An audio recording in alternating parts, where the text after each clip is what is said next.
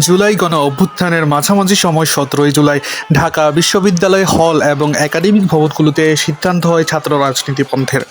এরই মধ্যে ডাকসু নির্বাচনকে কেন্দ্র করে ঢাকা বিশ্ববিদ্যালয় হল কমিটি ঘোষণা করে ছাত্রদল। এতে ক্ষুব্ধ হন সাধারণ শিক্ষার্থীরা।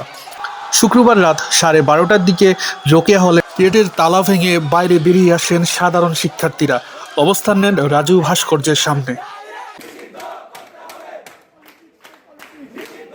শিক্ষার্থীদের অভিযোগ, ছাত্র রাজনীতি নিষিদ্ধ থাকা সত্ত্বেও ডাকসু নির্বাচনকে কেন্দ্র করে কমিটি গঠন করেছে ছাত্রদল।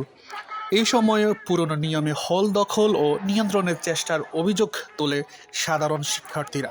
আমাদের হলে কোনো ধরনের গুপ্ত প্রকাশ্য রাজনীতি চলবে না। হলে দলীয় ছাত্র রাজনীতি হলে কমিটি দেওয়া যাবে না। কারণ হলে কমিটি কেন দেয়? হলে কমিটিতে এই কারণে যে তা হলগুলো থেকে তার লোকবল আসবে। এই লোকবল কিভাবে আসবে? এই লোকবল আনার জন্য আপনাকে গেস্ট রুম করতে হবে, আপনাকে গণরূপ করতে হবে। হলের ইয়ে রাজনীতি থাকলে আবারও সেই ছাত্রলীগের কালচার, গণরুম, গেস্ট রুম।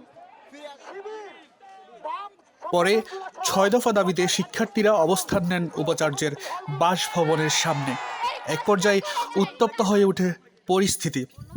পরে রাত ২টার দিকে শিক্ষার্থীদের দাবি মেনে নেওয়ার আশ্বাস দেন উপাচার্য নিয়াজ আহমেদ খান। যে সমঝোতা হয়েছিল সেই সমঝোতা বহাল থাকবে।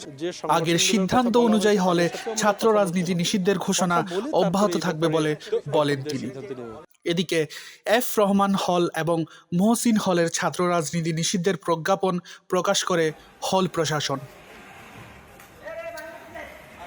এদিকে দাবির হল থেকে ছাত্র শিবিরের দেওয়া ফিল্টার সূর্যসেন হল থেকে অপসারণ এবং ভাঙচুর করে সাধারণ শিক্ষার্থীরা।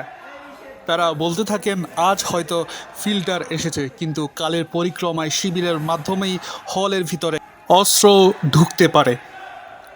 শহীদুর রহমান নাহিদ, নিউজ ডেস্ক, দৈনিক অন্যধারা।